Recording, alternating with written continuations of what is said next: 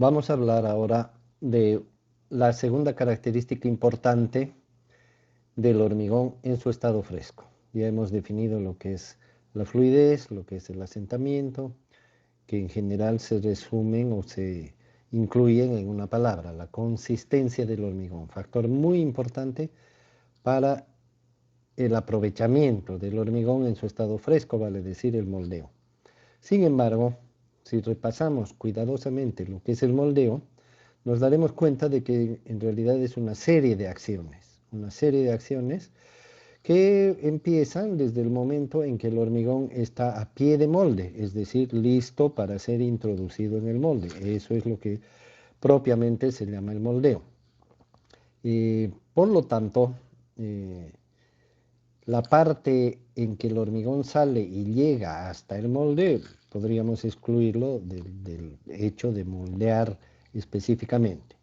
Una vez que el hormigón está a pie de molde, se lo introduce dentro de este y a esa operación se le llama colocación. Si nos damos cuenta, la colocación es muy diversa. Depende del tipo de obra, depende de las circunstancias, depende de varios factores. Y entre estos factores está el propio hormigón, ¿verdad? Porque habrá hormigones que son más fáciles de colocar en un determinado lugar y habrá hormigones que son más difíciles de colocar. Entonces, fíjense, en esta acción de colocación hay una serie de elementos, la mano de obra, el tipo de molde, la posición, si está en altura, si está abajo, si está a un lado, etcétera. Luego, una vez que el hormigón está dentro, como no es un líquido, no actúa como un líquido, es decir, no adquiere inmediatamente la forma del molde como el agua cuando la colocamos dentro de un vaso, sino que tiene componentes sólidos y además ya hemos hablado de la consistencia que puede ser muy diversa y muy variada. Cuanto más seco esté el hormigón va a ser más difícil que se acomode a la forma del molde. Entonces se sigue con una segunda etapa que se llama la consolidación del hormigón.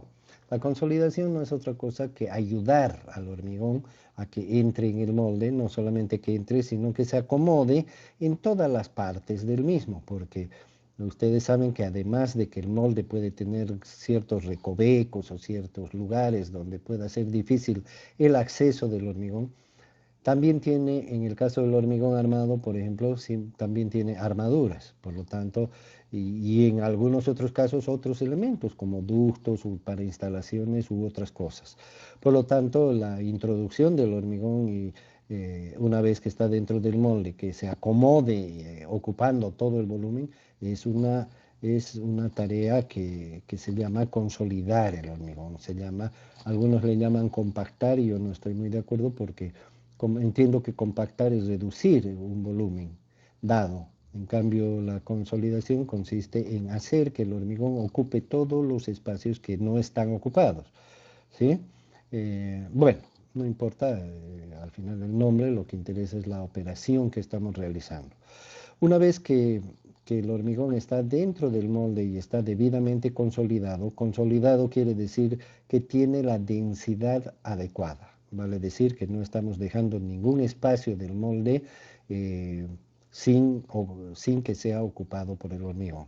La tarea de consolidación, por lo tanto, será más difícil mientras más el hormigón tenga una consistencia y una característica que no ayude en esta tarea.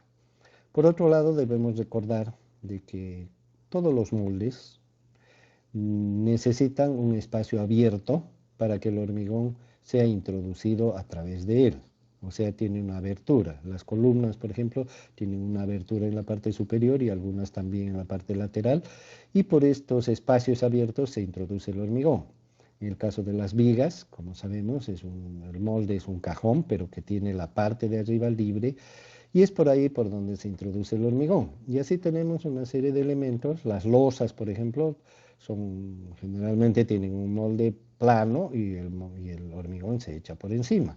Entonces, una vez que el hormigón está ahí, como no tiene molde en la parte superior por donde se lo ha introducido o se lo ha colocado, entonces esa parte se la tiene que moldear. Y para esto, como no existe molde, hay que hacerlo de una forma manual o mecánica, ¿verdad? Pero hay que darle una forma sin ayuda del molde. A esta operación se le suele llamar acabado o terminación, que hace alusión a la terminación del moldeo. Entonces, vamos a resumir diciendo que el moldear quiere decir colocar, consolidar y terminar el hormigón en su estado fresco. Esta suma de acciones toma un cierto esfuerzo, un cierto trabajo y un cierto tiempo, ¿verdad? Ya sabemos que el hormigón va perdiendo sus características en el estado fresco a medida que pasa el tiempo. Por otro lado, hay algunos elementos que son fáciles de moldear, hay otros que son difíciles de moldear.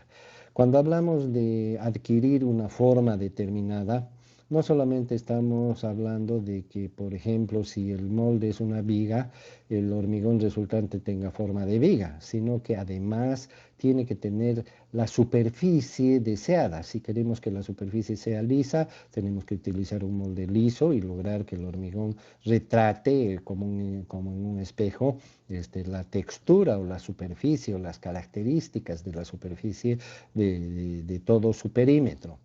Y lo mismo ocurre con cualquier otro elemento. Entonces, cuando hablemos de moldeo, no solamente vamos a hablar de forma, sino también de textura, es decir, nos referimos a la superficie. En la generalidad de los trabajos, siempre hay un grado de dificultad en cuanto a la forma y a la textura. Son factores atribuibles al propio elemento. Pero también hay otros factores que influyen en las dificultades o facilidades del moldeo. Uno de estos factores, por ejemplo, es el propio molde, ¿no es cierto? Porque si tenemos que hacer, por decir, una viga que sea lisa y el molde es rugoso o tiene defectos en su superficie que se van a calcar en la superficie del hormigón, entonces obviamente no estamos logrando el resultado deseado. Por mucho que sea bueno el hormigón o las condiciones necesarias para el mismo, pero el molde no tiene las características óptimas.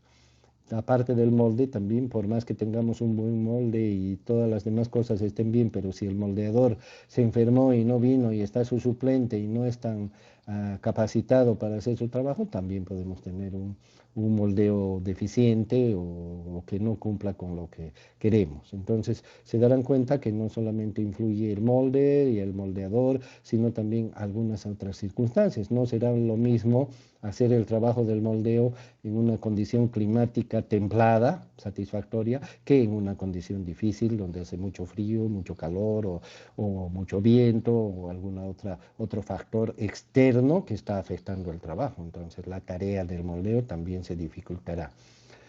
Y pueden haber otros factores, la incomodidad, por ejemplo, ¿verdad? No será lo mismo hacer un moldeo estando cómodamente parado y cómodamente ubicado respecto a la abertura del molde y a la forma del molde para tener alcance a todas sus partes, que estar equilibrando en una escalera con un pie en la escalera y el otro en el aire, ¿verdad? No será lo mismo.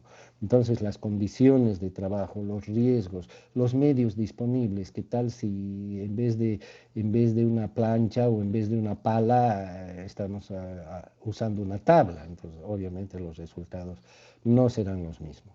Como podemos advertir, las dificultades o facilidades del moldeo se deben a una serie de factores. Pero entre estos factores no debemos olvidar al propio material, porque el propio material también tendrá casos en que facilita el moldeo y habrá casos en los que dificulta el moldeo.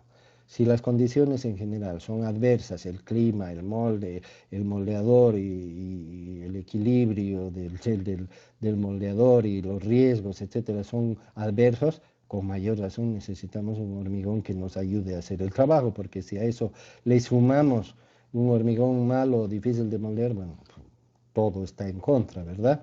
Entonces la tarea del ingeniero es obviamente resolver estos problemas cuando tiene que encarar el moldeo, tiene que lograr, si, mientras más complejo sea el trabajo, mientras más dificultoso sea el molde, mientras mayores sean las exigencias del moldeo, que su textura tiene que ser especial, que la forma del molde es estrecha, que está llena de ductos y de fierros, que es difícil llegar a los recovecos, que el clima es adverso y que las condiciones son difíciles porque es un moldeo en el piso número 25, etcétera, tendrá el ingeniero que resolver esos problemas o atenuar las dificultades. En medio de esas tareas, entre ellas, una tarea importante es lograr que el hormigón ayude lo más posible en el moldeo, que no sea un enemigo, sino que sea un aliado. Entonces, a todas estas características que me he estado refiriendo desde que hemos empezado esta descripción hasta este momento, se le llama plasticidad del hormigón. O sea, la plasticidad del hormigón, en pocas palabras, es la facilidad o dificultad que presenta el material para ser moldeado. O sea que un hormigón puede ayudar siendo muy plástico o puede dificultar siendo poco plástico. ¿Sí? A esta cualidad se le llama entonces plasticidad. Acá tenemos algunas imágenes en las que podemos apreciar, por ejemplo, un concreto mal moldeado, ¿verdad? Puede ser por diversas razones, no necesariamente solo por la plasticidad, pero ahí tenemos un ejemplo de que moldear no es una palabra sencilla en términos de ejecutarla, que el colocar el hormigón en su molde y lograr que adquiera la forma y textura deseadas no es una tarea que siempre ocurre y que de por sí ocurre o que es muy fácil de lograr, sino que es una tarea como cualquier otra que necesita atención, necesita esfuerzo y necesita tomar todas las medidas adecuadas para que sea una realidad. Fíjense, es un trabajo totalmente deficiente, no solamente que no tiene la forma de vida ni la textura tampoco, sino que está lleno de huecos y vaya a saber cómo estará más adentro, porque eso es lo que se puede ver externamente. Más acá abajo tenemos una imagen o un par de imágenes donde podemos apreciar que es un hormigonado común, ¿sí? No podríamos decir el de la izquierda, a pesar de que es una imagen pequeña, se nota ciertas deficiencias en la textura, y el de la derecha se lo ve un poco mejor, pero son trabajos comunes, ¿no? Digamos, término medio de trabajos que presentan una dificultad dentro de los parámetros normales. No son trabajos tan complicados ni tampoco son trabajos tan sencillos como hemos visto en las imágenes anteriores, ¿no es cierto? Seguramente las personas que hicieron esto lo tomaron a la ligera y las personas que hicieron esto lo tomaron más en serio. Como ya dijimos al iniciar el curso de tecnología del hormigón, aquí hay un responsable, ¿no? Aquí hay un responsable. Pueden ser muchos, pero la cabeza es la responsable de todo. Vamos a ver algunos casos, fíjense, por ejemplo, estas imágenes, ¿no? Que son espectaculares, ¿no? Es decir, eso no lo hormigona cualquiera, eso no es con cualquier molde, ni con cualquier equipo, ni con cualquier moldeador, ni con cualquier ingeniero, ni con cualquier hormigón, ¿no? Son trabajos con bastantes exigencias, no solamente por la forma, sino en la fotografía derecha, por ejemplo, se puede observar que son elementos muy angostos, muy delgados. Entonces introducir el hormigón, y seguramente tienen armadura interior, introducir el hormigón dentro de un molde estrecho, obviamente tiene su dificultad, y si el molde es grande, como este por ejemplo, mucho más difícil todavía, y encima darle una textura de un acabado prácticamente, se le llama hormigón visto. Quiere decir que el hormigón se lo ve directamente o va a quedar expuesto sin ningún revestimiento. En cambio, este de aquí arriba, que tiene algunas fallitas que se pueden ver superficiales, bueno, no están afectando a la armadura, no están siendo indicios de que pueda estar mal, aunque tampoco son indicios de que esté bien, pero estos hormigones van a ser revestidos. Fíjense acá. En esta imagen podemos notar unas manchas de otro color, que quiere decir que ya han venido los curanderos y han tapado los defectos, ¿no? Es una cosa bastante común, al menos en nuestro medio, que lo primero que hace el ingeniero al día siguiente, después de un hormigonado, es preguntarle a su capataz o a su albañil de confianza, ya taparon todos los huecos, ¿no? Porque obviamente es un defecto y no quieren que se vean los defectos, pero los defectos no es porque se vean o no se vean, ¿no? Aunque estén cubiertos, siguen siendo defectos. Entonces aquí tenemos una muestra de un caso en que el hormigón es bastante difícil de moldear, ¿no es cierto? Debido a la forma del elemento. Acá tenemos otro caso, son unos pisos de hormigón, se le llama hormigón estampado, que necesitan un hormigón de alta plasticidad, ¿no es cierto? De modo que cuando se le pasa, es una especie de sello, cuando se le pasa un sello encima, fíjense, esta fotografía de la derecha es espectacular porque nos muestra toda la filigrana, todo el detalle que se deseaba seguramente en el molde, y el molde tiene todas las figuras del caso. Y la apariencia que se pretende dar es como si fuera de madera, ¿no? Y fíjense que no creo que sea muy fácil hacer esto en cuanto al hormigón se refiere. El resto de factores, bueno, no los estamos tratando hoy, ¿no? Se llama hormigón texturado y esto se refiere prácticamente a la piel, a la superficie del hormigón, que es lo que estamos apreciando en las imágenes. En cambio, en estas de aquí arriba, lo impresionante es la forma, ¿verdad? La forma. En cambio, aquí es la textura. Acá vemos otro ejemplo de una textura especial que se les da a hormigones en muros también, ¿no? No es solo en pisos, puede ser en muros, puede ser en otras partes de las estructuras.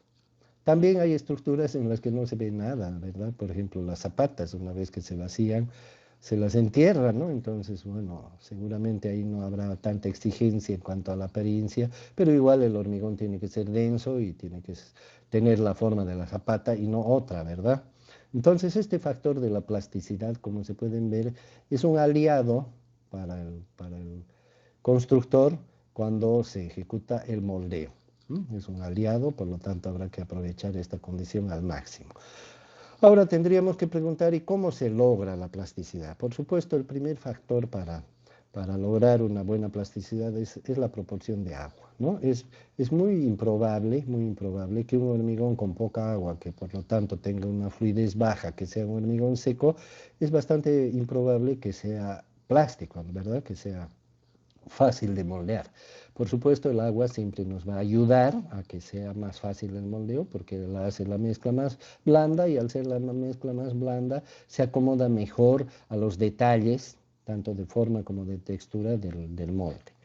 Pero, sin embargo, debemos darnos cuenta que no por añadirle mucha agua al hormigón se va a convertir en plástico. Tiene un cierto límite porque lo que moldeamos no es el agua, lo que moldeamos es la mezcla del agua con las partículas finas de los sólidos.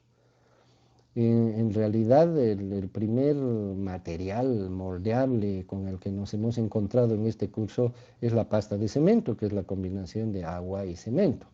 Pero es la combinación de agua y cemento lo que hace la pasta, y es la pasta la que es moldeable, no es el agua sola ni las partículas sin agua. Por lo tanto, cuando ya hablamos del hormigón, no solamente están las partículas finas de cemento, también están las partículas finas de la arena o del agregado fino, porque como sabemos el agregado fino tiene granos pequeños de piedra, y los granos más pequeños no son tan pequeños como algunos no son tan pequeños como los del cemento, pero son granos finos. Entonces, estos granos muy pequeños del agregado fino también participan y forman parte de la pasta moldeable, que es lo que moldeamos en el hormigón. Los granos más grandes serán arrastrados en la masa, pero no contribuyen al cambio de forma o a la adaptación de forma que tiene que tener el material respecto del molde, ¿verdad? Y por si fuera poco, también debemos aceptar la realidad de que el agregado grueso, si bien es un conjunto de granos grandes y por eso se llama grueso, pero es muy difícil tener un agregado grueso que no tenga nada de agregados finos, es decir, diré polvo para hacerlo más claro. Es muy difícil que un agregado grueso no tenga granos pequeños, que no tenga partículas de tierra, de polvo, de lo que llamamos limo, arcilla, etcétera, que no solamente están sueltas junto con los granos grandes, por supuesto no en gran proporción, y al llegar el momento de que hablemos de eso, sino que están diseminadas o ¿no? mezcladas junto con los granos grandes y en algunos casos adheridas a los granos. Entonces, cuando ya hacemos la mezcla del hormigón y ya existe agua y existen granos finos y arena y cemento y todos los materiales están en una máquina que los bate y los mezcla, bueno, de alguna manera entonces todos los granos finos se asocian para formar la parte moldeable del hormigón y todos los granos gruesos, bueno, se asocian para acompañar el proceso porque no pueden ser moldeados ni cambiar de forma ni se mezclan con el agua, ¿verdad? Entonces, en resumen, los factores que hacen que un hormigón sea más plástico o menos plástico serán la proporción adecuada de agua y la proporción adecuada de finos. Un hormigón que tiene poca agua y que tiene una granulometría, o sea, una conformación de granos sólidos, muy gruesos, muy ásperos y una falta de granos finos y además encima de eso que tenga una proporción baja de cemento, difícilmente va a ser moldeable. De hecho, yo quiero comentarles algunos detalles que con un poco de observación y atención nos van a corroborar todo lo que estoy diciendo. En las obras de construcción, si no las hemos hecho, por lo menos las hemos visto, inclusive de casualidad, con el vecino, con la tía, con alguien, nos ha tocado ser testigos. Existe el revoque grueso, el revoque fino y el enlucido, ¿no es cierto? ¿Qué es el revoque grueso? Es el revestimiento que se coloca a las paredes con un mortero de cemento, que es la mezcla de arena con cemento y agua. ¿Qué es el revoque fino? Es lo mismo, un revestimiento con cemento, arena y agua, pero ¿cuál es la diferencia entre lo uno y lo otro? Su nombre, ¿no? Revoque grueso es una textura áspera y revoque fino es una textura lisa, una textura más fina, de ahí el nombre. ¿Y cómo se logra eso? ¿Simplemente por la mano del albañil? No, ¿no es cierto? Sino por las características de la arena que se utiliza en ambos casos. En el revoque grueso se utiliza un mortero con arena común, ¿sí? Que tiene muchas partículas gruesas, por lo tanto es prácticamente imposible darle una textura muy lisa, muy fina. Y en cambio para el revoque fino se utiliza una arena, si es que es con mortero, porque también se revoca con yeso, se revoca con estuco, ¿no es cierto? Revoque fino. Pero en ambos casos, fíjense, las partículas son pequeñas, ¿no? Cuando se revoca con mortero, la arena se la cierne de manera que se eliminen los granos gruesos. Y está el enlucido, que es un acabado ya prácticamente como la pizarra acrílica, ¿no? O como el vidrio, una textura totalmente lisa y casi perfecta. ¿Cómo se logra esto? Ninguna arena fina nos va a permitir hacer un enlucido. Se llama enlucido de cemento, que es un enlucido de cemento, es un revestimiento con cemento y agua, con pasta, directamente con pasta. Es la única forma de lograr una textura sin porosidades, porque los granos van dejando porosidades entre ellos. Entonces ahí tienen un ejemplo práctico de lo que estamos hablando en cuanto a la influencia del tamaño de los granos y el contenido de los granos.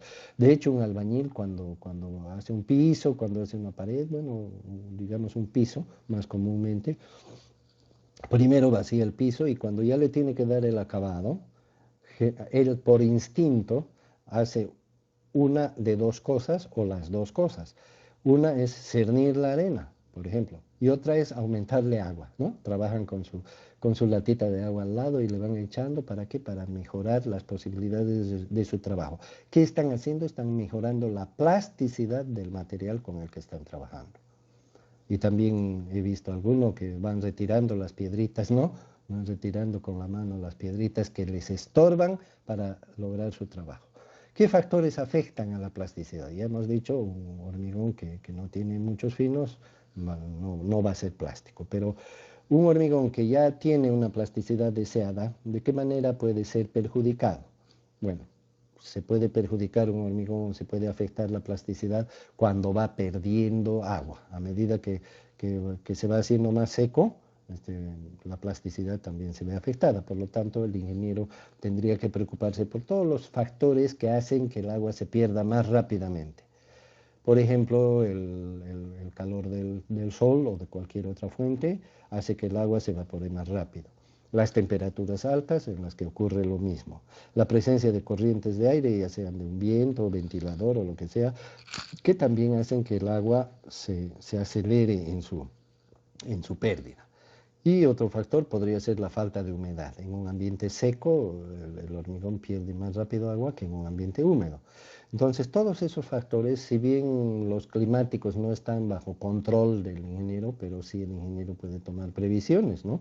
Como hacemos las personas, cuando va a llover llevamos paraguas, cuando hace frío nos abrigamos, etcétera, ¿no? Entonces, tomar las mismas medidas, no las mismas, pero tienen su similitud en cuanto a la finalidad, que es la protección del hormigón, en este caso la protección de la plasticidad, preservar la plasticidad. ¿Para qué? Para obtener un buen resultado en cuanto al moldeo.